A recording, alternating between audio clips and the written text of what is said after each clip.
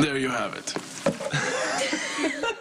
Proof that kissing me is not all it's cracked up to be. If it were, my wife wouldn't have left me for another man. Yeah, you're right. It wasn't anything like I imagined. It was even better. Let's do it again. Ethan, I didn't expect you to be here. But you didn't expect me to be here either. Nothing wrong. I'm obeying curfew, and you never said that I couldn't have company. Technically, that's true. Ethan was nice enough to help me with my country selection for my junior year abroad. He's traveled all over the world. Honestly, Mom, I didn't think you'd mind. We'll discuss what I mind and what I don't mind later. So what cities were you guys talking about? Oh, we hadn't gotten very far. Because I've been trying to talk Kristina into Florence. That is a very worthy candidate. Isn't it? There's so much art and romantic history there. And freedom. I can't wait until I go abroad. Europeans are so much more sophisticated than Americans. I mean, kids are totally having sex by the time... Molly! What? It's the truth. Juliet was only 13 when she and Romeo hooked up. That's fiction. Well, yeah, but my point is, the age difference between you and Ethan wouldn't matter in Florence. You could totally be lovers. Oh, my God.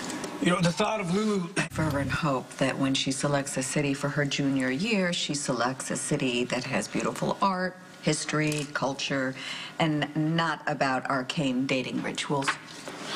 If Kristina goes to Florence, she'd be able to take side trips to other places, like Venice, the most romantic city in the world. Have you been there, too? Ooh, many times. Oh, is it just amazing? And then some. I've had some wonderful experiences in Venice. See, all the tourists, they're so distracted by everything that there is to see that I was able to lift a small fortune in wallets every time I was there. It is a pickpocket's paradise. That's so cool.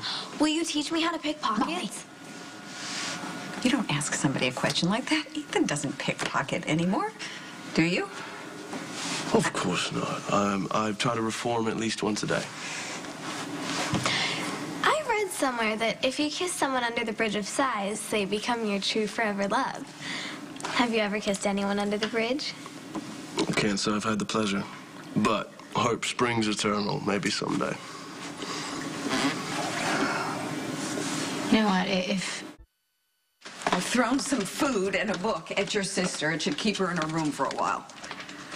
Well, she's probably reading some romance novel set in Florence. Between Ethan and Molly, I'm sure that's probably where I'll be spending my junior year. All I have to do is write a fabulous essay and get accepted to the program. What do you think about Florence? I think Florence is a lovely city. I'd like to talk about Port Charles right now. Okay, before you start... You thought Molly and I would be at the theater in the city. What you didn't know is that the lead fell down and the show was canceled. So you thought we wouldn't be here, so you lured Ethan over here. Really? Lured? That's the word to describe when you deliberately mislead somebody into believing a situation that they wouldn't agree to if they knew all the facts. You invited him over here. Stop me if I'm wrong.